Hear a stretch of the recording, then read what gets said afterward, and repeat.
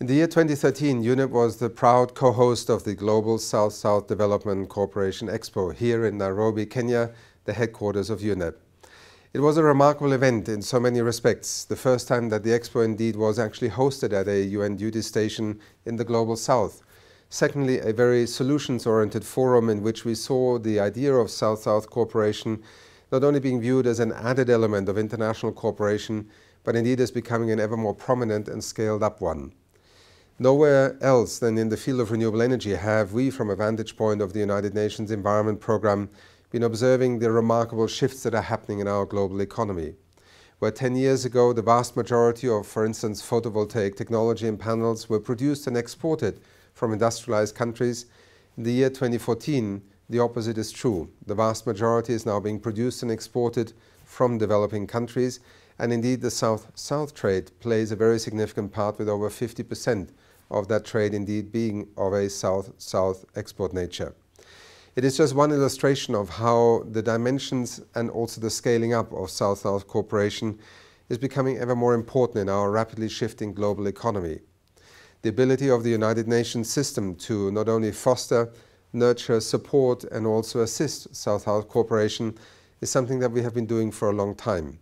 In the United Nations Environment Programme, we view the South-South cooperation platform as critical to accelerating the transition towards a cleaner energy economy, to addressing poverty eradication strategies that also take account of the natural capital and the ecological infrastructure of countries, often overlooked in the accelerated efforts to put in infrastructure and industrialization, power generation infrastructure. But what we're learning, and we are learning particularly from leaders in the developing world, is that a better balance and also a better economic development strategy is actually possible. Whether you call it a transition towards a green economy or a low carbon economy or just a sustainable development economy, many of the lessons that are being learned today are not only relevant in the South-South context, but also in the South-North context. And indeed, in that sense, the partnership that the United Nations represents of all member states across the planet is truly the right setting for having not only an analysis of these trends, but also to allow with the Solutions Forum to play a critical role. At this year's Expo in Washington, DC, UNEP's particular focus will be on urban development, urban infrastructure and resource-efficient cities. Our work is premised upon the assumption that roughly 60% of the urban infrastructure that we will have in the year 2050 is yet to be built, and most of it in developing countries. The potential for introducing concepts of resource efficiency, energy efficiency, also different kind of concepts for the transport sector where mobility is the primary criterion and sustainability informs these choices, is just one further example of how this can be achieved.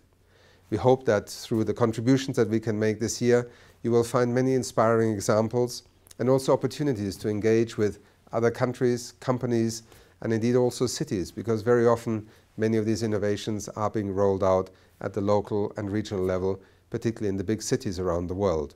We in UNEP, the United Nations Environment Programme, stand ready to work with you and our sister agencies in the UN system in order to make South-South cooperation a continuing success story of international cooperation for development.